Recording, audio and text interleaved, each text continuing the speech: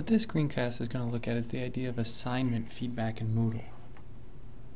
It's important for us as instructors to give comments and feedback to our students so that they can understand mistakes and learn and develop from them. One aspect to keep in mind is that when you're creating assignments in Moodle in your course, that you want to pick or choose the setting for assignments as advanced uploading of files. This will allow multiple files to be uploaded to an assignment.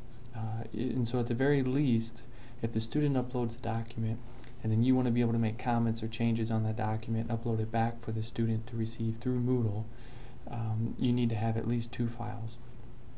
So when you set your assignment to be an advanced uploading of files, which is done through the assignment activity or the assignment function in Moodle, the drop-down menu there, which is a different tutorial.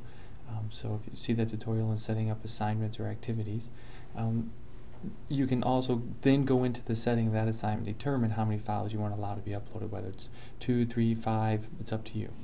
Okay, so once we've uploaded, our students have uploaded their assignments and they're in the grade book and it's time for you to grade them and then provide feedback on them, how do you go about that? So that's what this tutorial is going to look at. So if you scroll down and underneath the administration block, let's go to grades. Now you'll see once we're in here, I have a couple demonstration students in there that have some assignments in there. To be able to access an assignment to grade it, we want to click on the assignment's name. So I'm going to come over here and let's click on the MBTI written report. Now you'll see when the screen refreshes, you get a few things in this window. One, you'll get the student's name. Okay, you'll see here that I've actually graded a couple of these, so you'll be able to see that here's the points the student received and out of how many. You'll see here that here's with the comment, and the comment doesn't have to be this short, it can be lengthy. The students will be able to see it no matter how long it is, and we'll get to how to add that.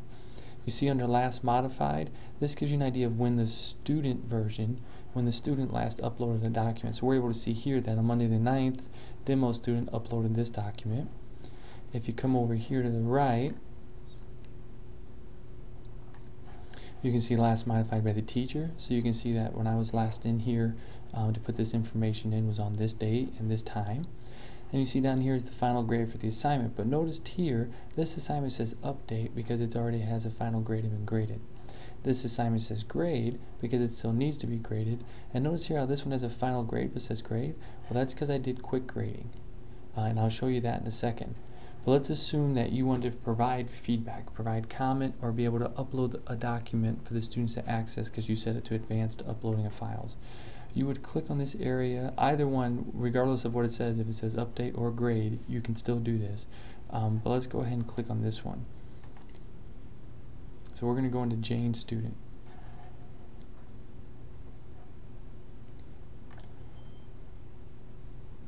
Now what pops up are some options here. You have in the top right corner, you'll see this is the grade box. So this is set when you set the assignment up, how many points it'll be worth. Let's say Jane got 40 out of 50. Here in this text box is a full working WYSIWYG and full working box. You can upload images, you can put links in there, you can change font size, whatever you'd like to do.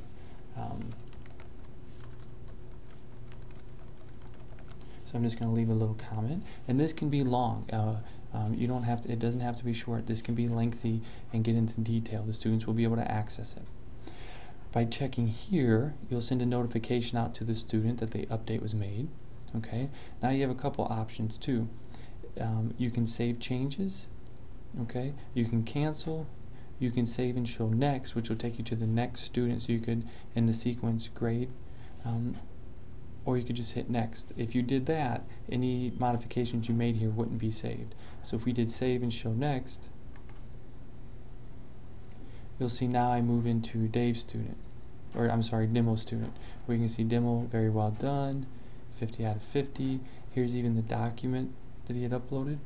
Okay, now with advanced uploading of files, what you would be able to do is that you would have a browse bar down here, and you'd be able to browse and attach a file the same way you would attach a file in an email account. Okay, so I click Save Changes and I drop back out to this menu, and you can see now that right here is my comments that we put in for Jane's student. Okay, you see Jane?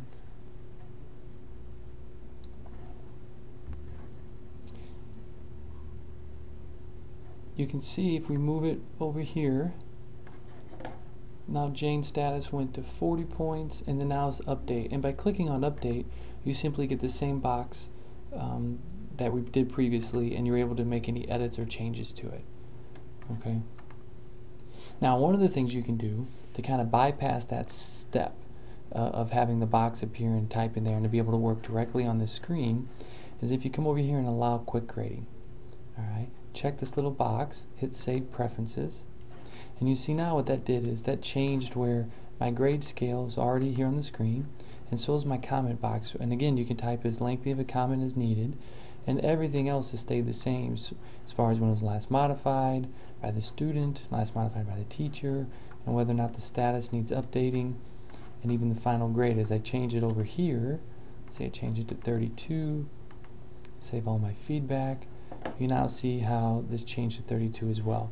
So by clicking on that and saving it, that would adjust this so that you can do the quick grading right here on the face, on this interface. That stays with you wherever you work in Moodle, so that every time you go into a gradebook, once you set it one time, that it stays with your profile everywhere you go throughout Moodle. So it'll be like that every time you drop into a gradebook. Okay, so we're finished. Now that we're finished, we need to make sure we click Save All My Feedback. All the feedback has been saved, perfect. And then now we'll go back out to the interface, or the initial page when you first drop in, your welcome screen.